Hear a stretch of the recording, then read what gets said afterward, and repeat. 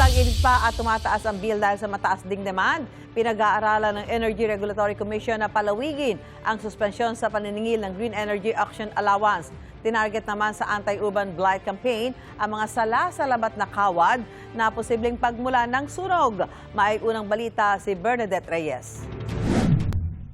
Nakasanayan na marahil ng mga residente ang spaghetti wires na ito sa Mangga Avenue Corner Ati Street, Barangay Kalawaan, Pasig City. Ang mga kableng takaw, sunog at disgrasya, maingat na tinanggal ng Meralco bilang bahagi ng kanilang anti-urban blight campaign.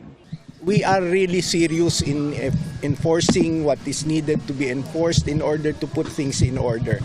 At hindi lang po dito sa area na ito, as you know, it's the entirety of the city of Pasig and even beyond. Pinatawag din namin lahat ng telcos na sabi namin, susuportahan namin yung Meralco dito kasi hindi pwedeng habang buhay ay ganito ang sitwasyon na yung mga spaghetti wire natin.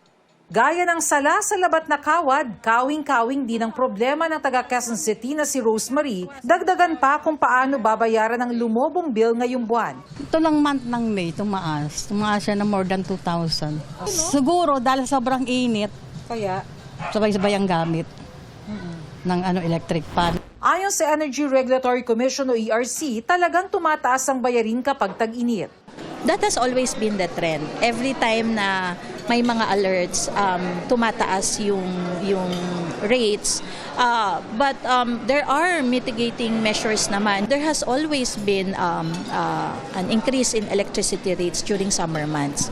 Kasi mataas yung demand and then if may outages, doon po nagkakaroon ng problema sa supply.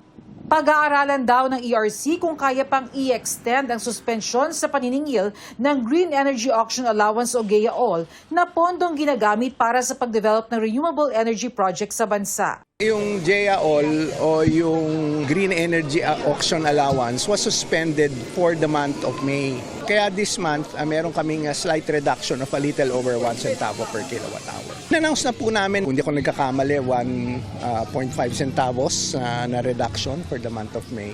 So basically flat, pero hindi pa natin alam ano yung impact ngayong June. Sa kabila naman ng ilang beses na anunsyo ng manipis o kapos na supply ng kuryente ngayong buwan, sinabi ng DOE na may ginagawa para maiwasan na ito. You attribute that to more of volume. So we use more kilowatt hours. Yun yung nagiging behavior. Meron tayong mga power projects in the pipeline.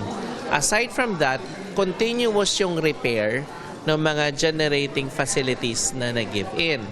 Ayon sa Department of Energy ngayong taon, may inaasahang karagdagang 1,000 megawatts na supply ng kuryente. Bukod pa yan sa mga plantang sumailalim sa maintenance. Mungkahi ng ERC magkaroon ng mas maraming mamumuhunan sa pasilidad na kayang mag-imbak ng sobrang solar energy. Ayon naman sa isang energy law expert, mahalagang magkaroon ng karagdagang baseload plants na kayang magbigay ng dagdag na supply ng kuryente. Kasama dun sa dahilan kung bakit nagba-brownout tayo dahil maraming power plants on shutdown. No, there are about 17 to 20 power plants that are either derated or naka-shutdown ho. No? And taon-taon ho, ito ho problema natin. No? Kailangan ho talaga magdagdag tayo ng supply sa sistema para hindi ho natin problema itong outages every summer. Ito ang unang balita. Bernadette Reyes, GMA News.